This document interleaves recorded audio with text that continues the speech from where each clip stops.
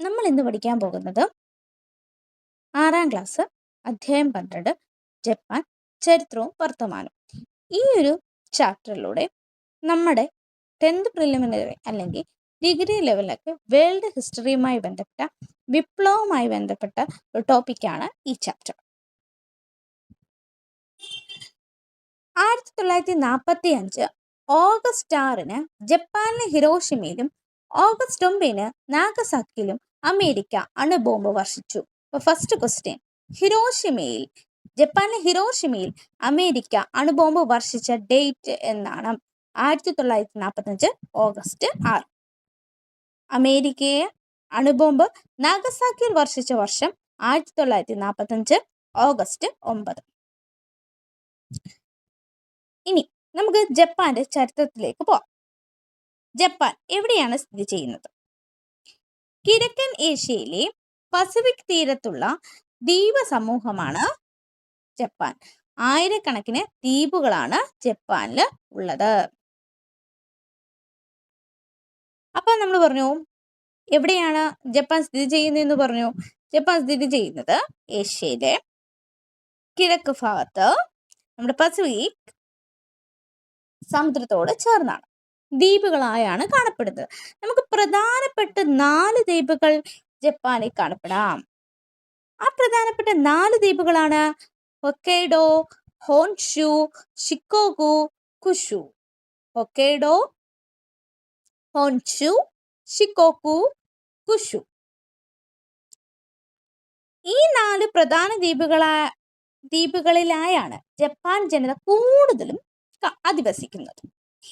ഉയർന്ന മലനിരകൾ കാണപ്പെടും, കടൽത്തീരങ്ങൾ കാണപ്പെടും, പർവ്വതങ്ങൾ കാണപ്പെടുന്നുണ്ട്. ഇതൊക്കെയാണ് നമ്മുടെ ജപ്പാന്റെ ഭൂപ്രകൃതി. നിരന്തര ഭൂകമ്പങ്ങളും അഗ്നിപർവ്വത സ്ഫോടനങ്ങളും അഭിമുഖീകരിക്കുന്ന രാജ്യമാണ് നമ്മുടെ ജപ്പാൻ. അവിടുത്തെ നദികൾ പൊതുവെ കുത്തിനെ ഒഴുകുന്നതും നന്നായിട്ട് വേഗത കൂടിയതും ആണ്. ജപ്പാനിലെ ഏറ്റവും നീളം കൂടിയ നദിയാണ് ഷിനാനോ. അപ്പൊ ജപ്പാനിലെ ഏറ്റവും നീളം കൂടിയ നദിയാണ് ഏത്? ഷിനാനോ. ഓക്കെ അല്ലേ? നമുക്കപ്പോ കുറച്ച് ക്വസ്റ്റ്യൻസ് നോക്കിയാലല്ലേ. ജപ്പാനിലെ ഏറ്റവും നീളം കൂടിയ നദി ഏതാണ്? യെല്ലോ നദി, ഷിനാനോ നദി, ഗംഗാ നദി, ആമസോൺ നദി. ഏതാണ് നമ്മുടെ ആൻസർ? ഷിനാനോ നദി. ജപ്പാന്റെ ഭൂപ്രകൃതി സവിശേഷതകൾ ഉൾപ്പെടാത്തത് ഏത്? വിശാലമായ കടൽത്തീരങ്ങൾ, ഉയർന്ന മലനിരകൾ, മരുഭൂമികൾ, പർവ്വതങ്ങൾ. ഏതാണ്? നമുക്കറിയാം വിശാലമായ കടൽത്തീരങ്ങളുണ്ട്, അതുപോലെ ഉയർന്ന മലനിരകളുണ്ട്, മരുഭൂമികൾ ഇല്ല, പർവ്വതങ്ങളുണ്ട്. ജപ്പാനിൽ സാധാരണയായി ഉണ്ടാകുന്ന പ്രകൃതി ദുരന്തങ്ങൾ ഏതെല്ലാം? വരൾച്ച, വെള്ളപ്പൊക്കം, ഭൂകമ്പങ്ങളും അഗ്നിപർവ്വത സ്ഫോടനങ്ങളും, ചുഴലിക്കാറ്റും സുനാമിയും, മഞ്ഞുവീഴ്ചയും കൊടുങ്കാറ്റും. എന്താണ് ഉണ്ടാകുന്നത്? ഭൂകമ്പങ്ങളും അഗ്നിപർവ്വത സ്ഫോടനങ്ങളും.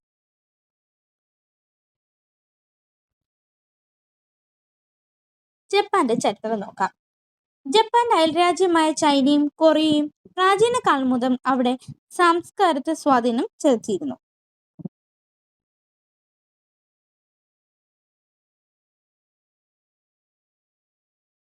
എഴുത്ത് സമ്പ്രദായവും തത്വചിന്തയും സാഹിത്യവും കൊറിയയിലൂടെയാണ് ജപ്പാനിലെത്തിയത്. ജപ്പാനിൽ ബുദ്ധമതം പ്രചരിച്ചതും ഇത്തരത്തിലാണ്. ഈ സാഹിത്യം ജപ്പാന്റെ പരമ്പരാഗത ചരിത്രം വിവരിക്കുന്ന കൃതിയാണ് 8ാം നൂറ്റാണ്ടിൽ എഴുതപ്പെട്ട കൊച്ചിക്കിയാണ് ജപ്പാന്റെ പരമ്പരാഗത ചരിത്രം വിവരിക്കുന്ന കൃതി. ചരിത്രവും ഇതിഹാസവും ഇടകലർത്തിയ രീതിയിലാണ് ഇത് എഴുതിയിരിക്കുന്നത്. 10ാം നൂറ്റാണ്ടോടെ ചൈനീസ് സാംസ്കാരിക സ്വാധീനത്തിൽ നിന്നും സ്വതന്ത്രമാക്കാനുള്ള ശ്രമങ്ങൾ ജപ്പാൻ ആരംഭിച്ചു. ഇത് തനതായൊരു സംസ്കാരം രൂപപ്പെടുത്താൻ ജപ്പാനെ സഹായിച്ചു. ചൈനീസ് എഴുത്ത് രീതിയെ ലഘൂകരിച്ചുകൊണ്ട് ജാപ്പനീസ് ഭാഷയ്ക്ക് ഒരു പുതിയ ലിപി അവർ രൂപപ്പെടുത്തി. കഥകളും കവിതകളും നിരവധി സാഹിത്യകൃതികൾ ജാപ്പനീസ് ഭാഷയിൽ എഴുതപ്പെട്ടു. കൊട്ടാരം എഴുത്തുകാരിയായിരുന്ന മുറസാക്കി ഷിക്കിബു എഴുതിയ ജെൻജിയുടെ കഥ ആരുടെ എഴുതിയതാണ്? മുറസാക്കി ഷിക്കിബു ഏറെ പ്രസിദ്ധമാണ്. ഷിൻഡോയിസം. ജപ്പാനിലെ പരമ്പരാഗത മതവിശ്വാസമാണ് ഷിൻഡോയിസം. ദൈവത്തിന്റെ പാത എന്നാണ് ഷിൻഡോയ് എന്ന വാക്കിന്റെ അർത്ഥം. ആരാധനാമൂർത്തികളെ പൊതുവെ കാമി എന്നാണ് വിളിച്ചിരുന്നത്. സൂര്യദേവതയായ അമതരേസു ആയിരുന്നു ഇതിൽ പ്രധാനം. സൂര്യദേവതയുടെ പിൻഗാമിയായാണ് ചക്രവർത്തിമാരെ കരുതി പോന്നിരുന്നത്. ഷിൻഡോയിസത്തിന്റെ തലവന്മാരായിരുന്നു ഈ ചക്രവർത്തിമാർ. അപ്പൊ ഷിൻഡോയിസം എന്താണ്? മതവിശ്വാസമാണ് ജപ്പാന്റെ. ഷിൻഡോ എന്ന വാക്കിന്റെ അർത്ഥം എന്താണ്? ദൈവത്തിന്റെ പാത എന്നാണ്. ആരാധനാമൂർത്തികളെ കാമി എന്ന് വിളിച്ചിരുന്നു. അവിടെ സൂര്യദേവതന്മാരെ അമതരേസു എന്ന ഈ സൂര്യദേവതന്മാരിൽ അമതരേസു ആയിരുന്നു പ്രധാനി. ഇനി ഷിൻഡോയിസത്തില് ഇതിന്റെ തലവന്മാരായിട്ട് കണക്കാക്കിയിരുന്നത് നമ്മുടെ അവിടെ ഭരിച്ചിരുന്ന ചക്രവർത്തിമാരെ ആയിരുന്നു. ജപ്പാനിലെ പരമ്പരാഗത വസ്ത്രമാണ് കിമോണോ. രാജസദസ്സുകളിലാണ് ഇത് പ്രധാനമായി ഉപയോഗിച്ചിരുന്നത്. സ്ത്രീകളും പുരുഷന്മാരും കിമോണോ എന്ന വസ്ത്രം ഉപയോഗിക്കുന്നു. ചൈനക്കാർക്കിടയിൽ പ്രചാരത്തിലുണ്ടായിരുന്ന നീളം വസ്ത്രങ്ങൾ സമാനമായിരുന്നു ഇത്. അവിടുത്തെ വസ്ത്രത്തിന്റെ പേര് എന്താണ്? കിമോണോ. നമ്മളിപ്പോ പറഞ്ഞ കാര്യം ഓടിച്ചു പറയാം. ജപ്പാനിലെ ഏറ്റവും നീളം കൂടിയ നദി ഏതാ? ഷിനാനോ.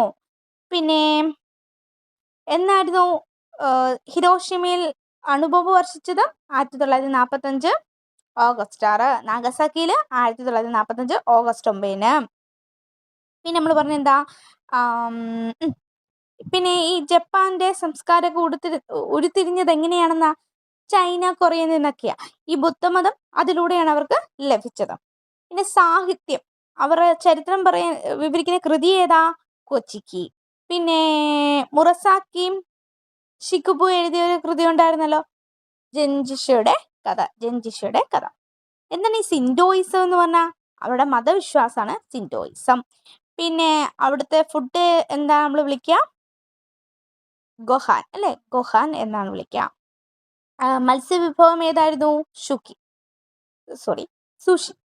പിന്നെ വസ്ത്രത്തിന് എന്താ വിളിക്കുക? കിമോണോ. വസ്ത്രം ഏതാ?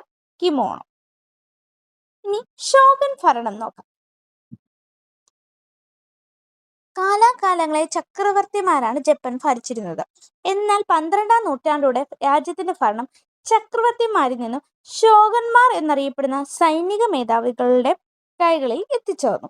നാമമാത്ര ഭരണാധികാരിയായി തീർന്ന ചക്രവർത്തിയുടെ പേരിൽ ഷോഗൻ ഭരണം നടത്തി. ഈ ഭരണത്തിൽ കീഴിൽ ജപ്പാനെ 250-ലധികം പ്രാദേശിക മേഖലകളായി വിഭജിച്ചു. അവരുടെ നിയന്ത്രണം ഡെയ്മിയോ എന്ന് വിളിക്കുന്ന പ്രഭുക്കളുടെ ഭരണത്തിന് കീഴിലാക്കി. അപ്പൊ സൈനിക മേധാവികളായിരുന്നു ഷോഗന്മാർ. പിന്നെ ജപ്പാന് ധാരാളം പ്രാദേശിക മേഖലകളായി തിരിച്ചു. അവിടുത്തെ നിയന്ത്രണം നടത്തിയവരാണ് ഡെയ്മിയോ.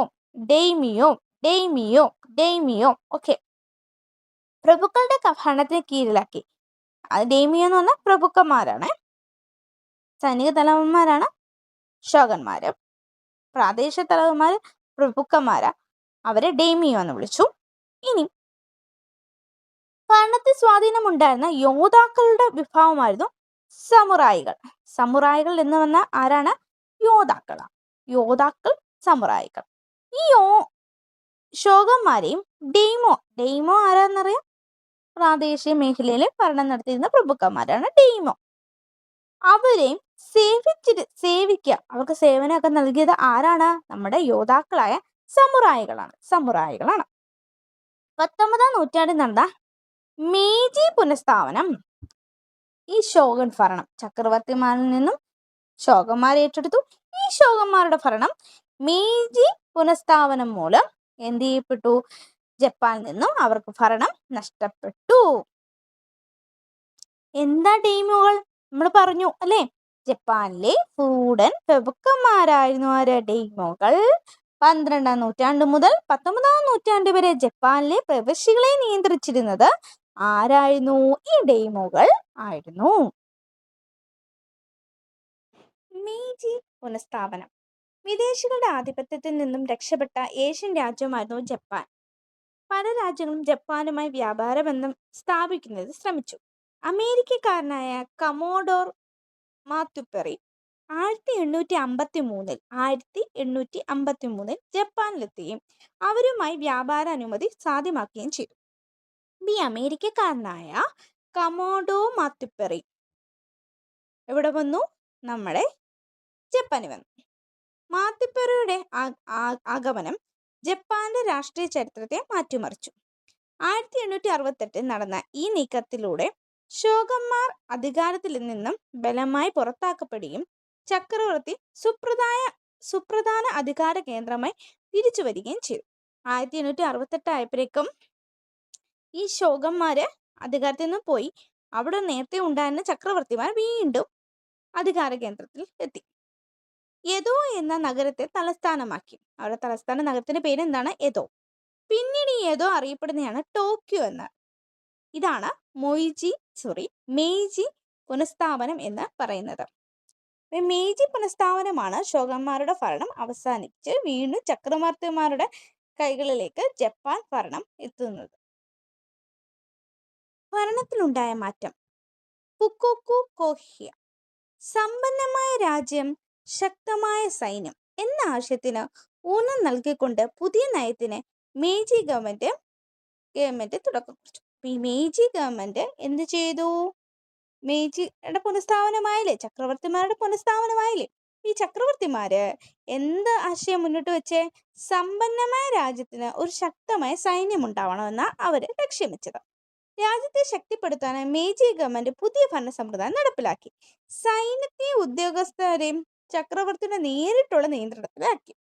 എന്നിട്ടോ 20 വയസ്സ് തികഞ്ഞ എല്ലാ യുവാക്കൾക്കും നിശ്ചിത കാലയളവ് സൈനിക സേവനം നിർബന്ധമാക്കി. എല്ലാ യുവാക്കൾക്കും സൈനിക സേവനം നിർബന്ധമാക്കി. എന്നെങ്കിൽ സൈനികർ ഉണ്ടെങ്കിലേ സമ്പന്നമായ രാജ്യം ഉണ്ടാവൂ എന്ന് ഈ മെയ്ജി ഗവൺമെന്റ് തീരുമാനിച്ചു. അതോടെയാണ് സൈന്യം എല്ലാവർക്കും നിർബന്ധമാക്കിയും സൈന്യത്തെ ഉദ്യോഗസ്ഥരെ അവർ നേരിട്ട് നിയന്ത്രണത്തിലാക്കുകയും ചെയ്തത്. ഇനി വിദ്യാഭ്യാസ സമ്പ്രദായം മാറിയിട്ടുണ്ട്, നോക്കാം. 1870-കളിൽ ജപ്പാനിൽ ഒരു പുതിയ വിദ്യാഭ്യാസ സമ്പ്രദായം ഉടലെടുത്തു. 1870 ആൺകുട്ടികൾക്കും പെൺകുട്ടികൾക്കും വിദ്യാഭ്യാസം നിർബന്ധമാക്കി. പിന്നോ പാശ്ചാത്യ മാതൃകൾ അടിസ്ഥാനമാക്കിയുള്ള പാഠ്യപദ്ധതി രൂപപ്പെടുത്തി. ആൺകുട്ടികൾക്കും പെൺകുട്ടികൾക്കും വിദ്യാഭ്യാസം നിർബന്ധമാക്കി. പാശ്ചാത്യ മാതൃകൾ അടിസ്ഥാനമാക്കിയുള്ള പാഠ്യപദ്ധതി രൂപപ്പെടുത്തി. രാജ്യത്തോടുള്ള കൂറിനും ജാപ്പനീസ് ചരിത്രത്തെക്കുറിച്ചുള്ള പഠനത്തിനും ഊന്നൽ നൽകി.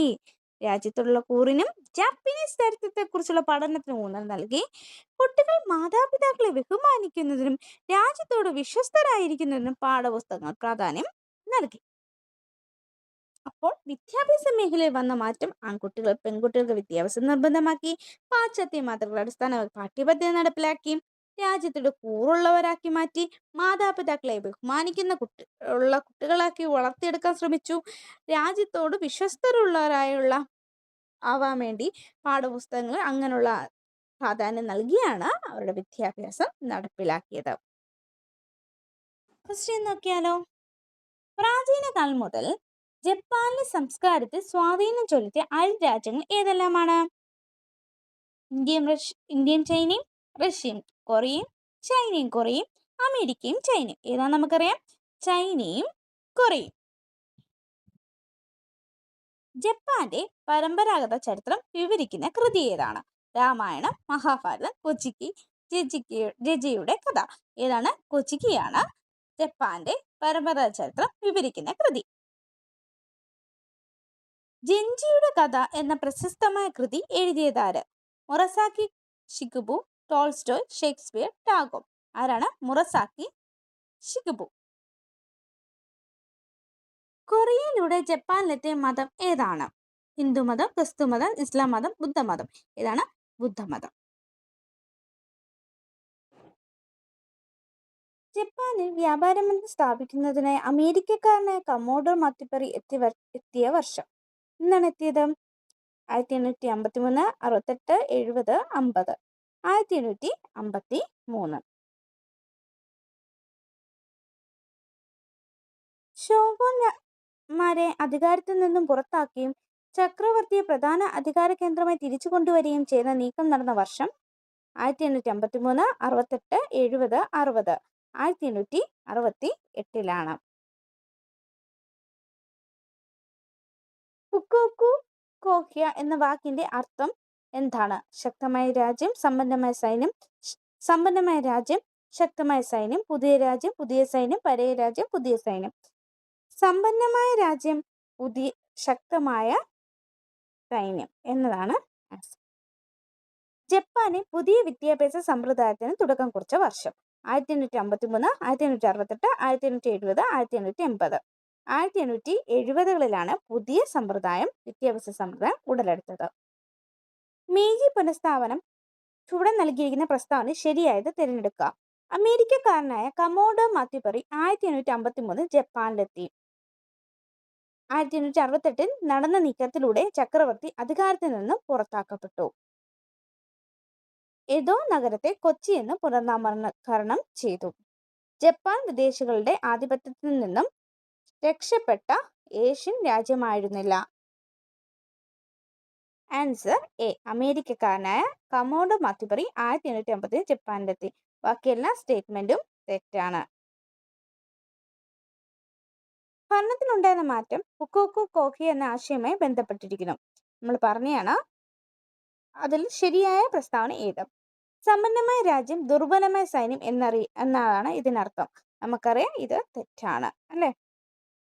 ഈ ആശയം മേജി ഗവൺമെന്റ് തള്ളിക്കളഞ്ഞു. തെറ്റ്. മേജി ഗവൺമെന്റ് കൊണ്ടുവന്ന ആശയമാണ്. സമ്പന്നമായ രാജ്യം, ശക്തമായ സൈന്യം എന്ന ആശയത്തിന് ഊന്നൽ നൽകിക്കൊണ്ടുള്ള പുതിയ നയമാണിത്. ശരി. സൈന്യത്തെ മാത്രം നിയന്ത്രണത്തിലാക്കി. തെറ്റ്. ഉദ്യോഗസ്ഥന്മാരും നിയന്ത്രണത്തിലായി. സൈനിക സേവനം മേജി ഗവൺമെന്റിന്റെ സൈനിക നയത്തെക്കുറിച്ചുള്ള ശരിയായ പ്രസ്താവന. സൈനിക സേവനം നിർബന്ധമാക്കിയിരുന്നില്ല. സൈനിക സേവനം നിർബന്ധമായിരുന്നു. 25 വയസ്സ് തികഞ്ഞ എല്ലാ യുവാക്കൾക്കും സൈനിക സേവനം നിർബന്ധമാക്കി. തെറ്റ്. 20 വയസ്സ് കഴിഞ്ഞിട്ടുള്ളവർക്കായിരുന്നു. 25 വയസ്സ് അല്ലായിരുന്നു. സൈന്യത്തെയും ഉദ്യോഗസ്ഥരെയും ചക്രവർത്തിയുടെ നേരിട്ടുള്ള നിയന്ത്രണത്തിലാക്കി. ശരിയാണ്. സ്ത്രീകൾക്കും സൈനിക സേവനം നിർബന്ധമാക്കി. നമ്മൾ സ്ത്രീകൾക്ക് സൈനിക സേവനം നിർബന്ധമാക്കിയെന്ന് പറഞ്ഞിട്ടില്ല. വിദ്യാഭ്യാസ സമ്പ്രദായം 1870കളിൽ ജപ്പാനിൽ നടത്തിയ വിദ്യാഭ്യാസ സമ്പ്രദായത്തിലെ മാറ്റങ്ങളെക്കുറിച്ചുള്ള ശരിയായ പ്രസ്താവന ഏത്? പാശ്ചാത്യ മാതൃകകൾ അടിസ്ഥാനമാക്കിയുള്ള പാഠ്യപദ്ധതി രൂപീകരിച്ചില്ല. അങ്ങനെയുള്ള പാഠ്യപദ്ധതിയായിരുന്നു അവിടെ നടപ്പിലാക്കിയത്. ആൺകുട്ടികൾക്ക് മാത്രം വിദ്യാഭ്യാസം നിർബന്ധമാക്കി. ആൺകുട്ടികൾക്കുമല്ല, പെൺകുട്ടികൾക്കും ഉണ്ടായിരുന്നു.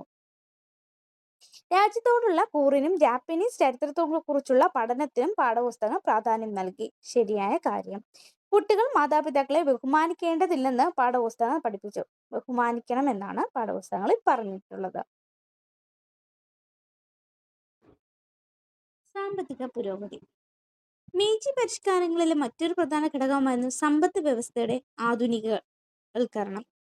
സാമ്പത്തിക പുരോഗതിക്ക് ഇടയാക്കിയ ഘടകങ്ങൾ.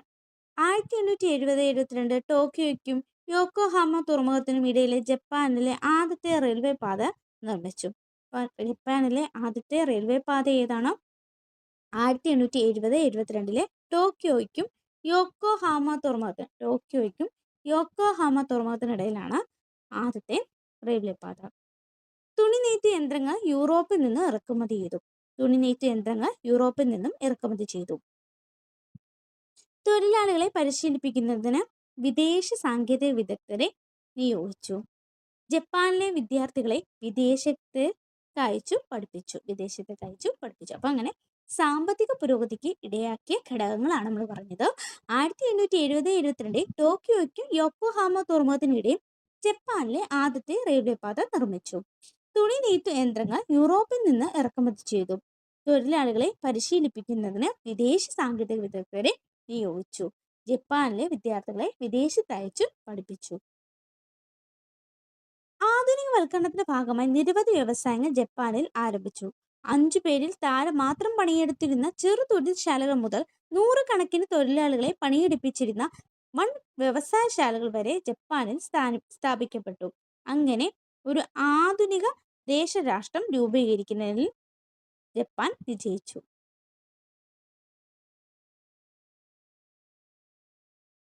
ജപ്പാന്റെ സാമ്രാജ്യ രൂപീകരണ ശ്രമങ്ങൾ. മേജി പുനഃസ്ഥാപനത്തോടെ രാഷ്ട്ര കേന്ദ്രീകൃതമായ ദേശീയത ജപ്പാനിൽ ഉയർന്നു വന്നു. തങ്ങളുടെ സാമ്രാജ്യം ചൈനയിലേക്കും മറ്റ് ഏഷ്യൻ രാജ്യങ്ങളിലേക്കും വ്യാപിപ്പിക്കാൻ വേണ്ടി ജപ്പാൻ യുദ്ധങ്ങളിൽ ഏർപ്പെട്ടു.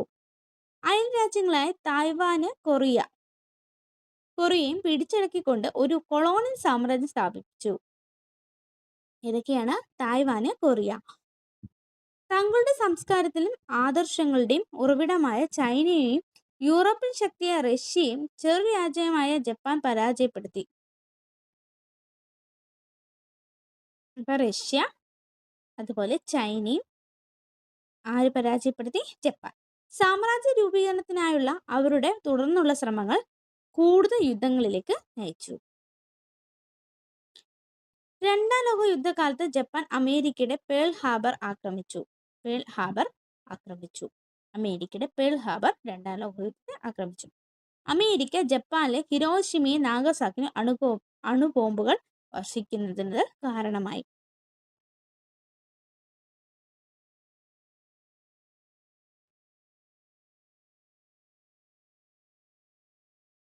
അണുബോംബിന്റെ പ്രയോഗം ജപ്പാനിൽ അതിഭീകരമായ നാശനഷ്ടങ്ങളും കഷ്ടപ്പാടുകളും സൃഷ്ടിച്ചു. യുദ്ധാനന്തര അമേരിക്കൻ അധിനിവേശത്തോടെ ജപ്പാന്റെ സൈന്യത്തെ പിരിച്ചുവിടുകയും ഒരു പുതിയ ഭരണഘടന നിലവിൽ വരികയും ചെയ്തു.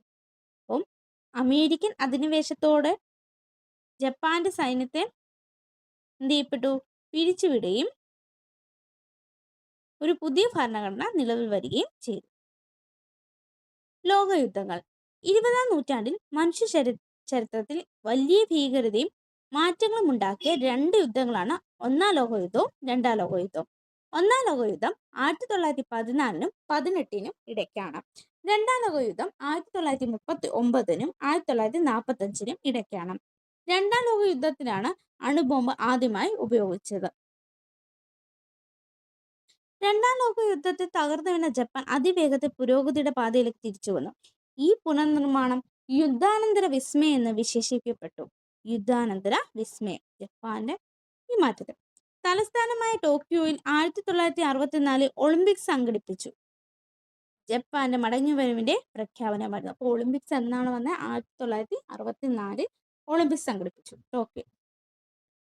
വ്യവസായ മേഖലയും വാണിജ്യ മേഖലയും അതിവേഗം വളർന്നു. ഇതേ കാലയളവിൽ തുടക്കം കുറിച്ച മണിക്കൂറിൽ 200 മൈൽ വേഗതയിൽ വരെ ഓടുന്ന ബുള്ളറ്റ് ട്രെയിൻ ശൃംഖല ജപ്പാന്റെ സാങ്കേതിക വിദ്യയുടെ വൈദഗ്ധ്യത്തിന് തെളിവായിരുന്നു. 1970-കളോടെ ജപ്പാൻ ലോകത്തെ ഒരു പ്രധാന സാമ്പത്തിക ശക്തിയായി ഉയർന്നു. രാഷ്ട്രീയവും സാങ്കേതികവുമായ കഴിവുകൾ പ്രയോജനപ്പെടുത്തി എങ്ങനെ ലോക സാമ്പത്തിക ശക്തികളിൽ ഒന്നായി മാറാമെന്നതിന്റെ നേർക്കാഴ്ച കൂടിയാണ് ജപ്പാൻ. ക്വസ്റ്റ്യൻ നോക്കിയാലോ. മേജി പരിഷ്കാരങ്ങളിലെ സാമ്പത്തിക പുരോഗതിയുമായി ബന്ധപ്പെട്ട ശരിയായ പ്രസ്താവനകൾ ഏതാണ്? 1870-72 ടോക്കിയോയ്ക്ക് യോക്കോഹാമ തുറമുഖത്തിനും ഇടയിൽ ജപ്പാനിലെ ആദ്യത്തെ റെയിൽവേ പാത നിർമ്മിച്ചു. തുണി നെയ്ത്ത് യന്ത്രങ്ങൾ യൂറോപ്പിൽ നിന്നും ഇറക്കുമതി ചെയ്തു. തൊഴിലാളികളെ പരിശീലിപ്പിക്കുന്നതിന് വിദേശ സാങ്കേതിക വിദഗ്ധരെ നിയോഗിച്ചു. ജപ്പാനിലെ വിദ്യാർത്ഥികളെ വിദേശത്തേക്ക് അയച്ചു പഠിപ്പിച്ചു. ഓപ്ഷൻ എ 1, 2 എന്നിവ മാത്രം ശരി. ബി 1, 2, 3 ശരി. സി 1, 3, 4 ശരി. ഡി 1, 2, 3, 4 ശരി. ഏതാണ് ശരിയെന്ന് പറയാം. എല്ലാം ശരിയാണ്. എല്ലാം ശരിയാണ്. എല്ലാം ശരിയാണ്. രണ്ടാമത്തെ ക്വസ്റ്റ്യൻ. ജപ്പാന്റെ സാമ്രാജ്യ രൂപീകരണ ശ്രമങ്ങളുമായി ബന്ധപ്പെട്ട് താഴെ പറയുന്നതിൽ ശരിയായ പ്രസ്താവന തിരഞ്ഞെടുക്കുക. മേജി പുനഃസ്ഥാപനത്തോടെ രാഷ്ട്രാധിഷ്ഠിത ദേശീയത ജപ്പാനിൽ ഉയർന്നു വന്നു. തങ്ങളുടെ സാമ്രാജ്യം ചൈനയിലേക്കും മറ്റ് ഏഷ്യൻ പ്രദേശങ്ങളിലും വ്യാപിക്കാൻ വേണ്ടി ജപ്പാൻ യുദ്ധങ്ങളിൽ ഏർപ്പെട്ടു. അയൽ രാജ്യങ്ങളായ തായ്വാനെയും കൊറിയയും പിടിച്ചടക്കിക്കൊണ്ട് ഒരു കൊളോണിയൽ സാമ്രാജ്യം സ്ഥാപിച്ചു. തങ്ങളുടെ സംസ്കാരത്തിന്റെയും ആദർശങ്ങളുടെയും ഉറവിടമായ ചൈനയും യൂറോപ്യൻ ശക്തിയായ റഷ്യയും ജപ്പാൻ പരാജയപ്പെടുത്തി. ഓപ്ഷൻസ് എ 1, 2 എന്നിവ മാത്രം. 3, 4, 1, 2, 3, 1, 2, 3, 4 എന്നിവ. ഏതാണ് ശരി? എല്ലാം ശരിയാണ്. എല്ലാം ശരിയാണ്. മൂന്നാമത്തെ ക്വസ്റ്റ്യൻ. 20-ാം നൂറ്റാണ്ടിലെ ലോകയുദ്ധങ്ങളെക്കുറിച്ചും പ്രസ്താവനയിൽ ശരിയായത് ഏത്? ഒന്നാം ലോകയുദ്ധം നടന്നത് 1914 മുതൽ 18 വരെ. രണ്ടാം ലോകയുദ്ധം നടന്നത് 39 മുതൽ 45 വരെ. രണ്ടാം ലോകയുദ്ധത്തിലാണ് അണുബോംബ് ആദ്യമായി വർഷിച്ചത്. ജപ്പാൻ അമേരിക്കയുടെ പേൾ ഹാർബർ ആക്രമിച്ചത് ഒന്നാം ലോകയുദ്ധകാലത്താണ്. ജപ്പാൻ അമേരിക്കയുടെ പേൾ ഹാർബർ ആക്രമിച്ചത് ഒന്നാം ലോകയുദ്ധത്താണോ? ഓപ്ഷൻസ് ഒന്ന് വായിക്കാം. A 1, 2, 4, B 1, 3, 4, C 2, 3, 4, D 1, 2, 3. നമുക്കറിയാം ജപ്പാൻ അമേരിക്കയുടെ പേൾ ഹാർബർ ആക്രമിച്ചത് രണ്ടാം ലോകയുദ്ധകാലത്താണ്. 4 മാത്രം തെറ്റാണ്. 1, 2, 3 എന്നിവയാണ് ശരി. ഓപ്ഷൻ ഡി ആണ് ആൻസർ. ജപ്പാന്റെ വ്യവസായവൽക്കരണത്തെക്കുറിച്ചുള്ള താഴെ പറയുന്ന പ്രസ്താവന തെറ്റായ പ്രസ്താവന ഏതാണ്? എ ആധുനികവൽക്കരണത്തിനായി ഭാഗമായി നിരവധി വ്യവസായങ്ങൾ ജപ്പാനിൽ ആരംഭിച്ചു. ബി 5 പേരും താഴെ മാത്രം പണിയെടുത്തിരുന്ന ചെറു തൊഴിൽശാലകൾ സ്ഥാപിക്കപ്പെട്ടു. നൂറുകണക്കിന് തൊഴിലാളികളെ പണിയെടുപ്പിച്ചിരുന്ന വൻ വ്യവസായശാലയും ജപ്പാനിൽ സ്ഥാപിക്കപ്പെട്ടു. ജപ്പാനിലെ സാമ്പത്തിക പുരോഗതിക്ക് കാരണം വിദേശ രാജ്യങ്ങളിൽ നിന്നുള്ള അധിനിവേശമായിരുന്നു.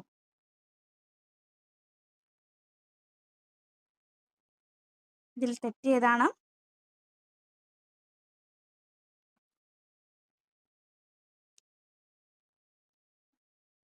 ഓപ്ഷൻ ഡി ആണ് തെറ്റ്. രണ്ടാം ലോക മഹായുദ്ധകാലത്ത് അമേരിക്ക ജപ്പാനെ അണുബോംബുകൾ വർഷിച്ച സ്ഥലങ്ങൾ ഏതെല്ലാമാണ്? Tokyo, Yokohama, Taiwan, Korea, Hiroshima, Nagasaki, Pearl Harbor, Tokyo. ഹിരോഷിമയും നാഗസാക്കി. Option C.